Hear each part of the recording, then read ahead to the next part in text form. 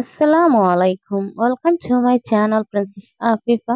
সকলে কেমন আছেন? আলহামদুলিল্লাহ, আমরাও ভালো আছি মোটামুটি, আল্লাহর অশেষ রহমতে। কিন্তু এই দিনটি ছিল আমার প্রিন্সেসের বার্থডে, 21শে এপ্রিল। আপনারা গত ব্লগে দেখেছেন আমার আরাফ তার সিস্টারের জন্য একটি গিফট নিয়ে এসেছিল, সারপ্রাইজ গিফট, যা সেদিন তার ছোট বোন যখন ঘুম থেকে উঠেছে সে বলছে, মাম্মা ওকে রেডি করে দেন, তাকে আমি এই সারপ্রাইজ গিফটটি দেব। তাই আমার প্রিন্সেস জানেও না তার জন্য গিফট আনা হয়েছে।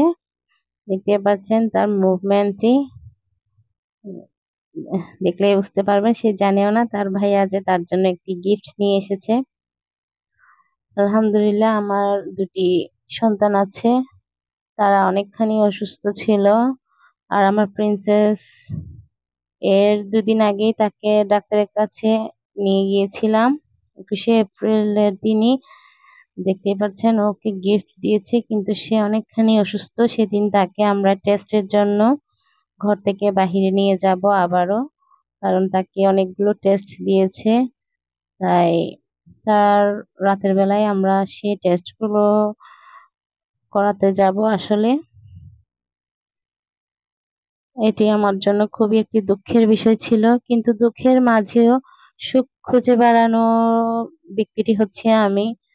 সবসময় তো আল্লাহ তাআলা দুঃখ দেবেন, কষ্ট দেবেন, আনন্দ উল্লাস সবকিছুই দেবেন। সবসময় দুঃখের মাঝে যে দুঃখকে খুঁজে বেড়াতে হবে তা তো কথা নেই, কারণ পৃথিবীটা খুব স্বল্প দিনের, জাস্ট আমরা কিছুদিনের মেহমান মাত্র। তাই জীবনটি খুব সুন্দরভাবে সকলকে নিয়ে উপভোগ করার চেষ্টা করি, জাস্ট এটুকুই। আর দেখতে পাচ্ছেন আমার প্রিন্সেসের খুবই পছন্দ হয়েছে তার ভাইয়ের দেয়া গিফটটি।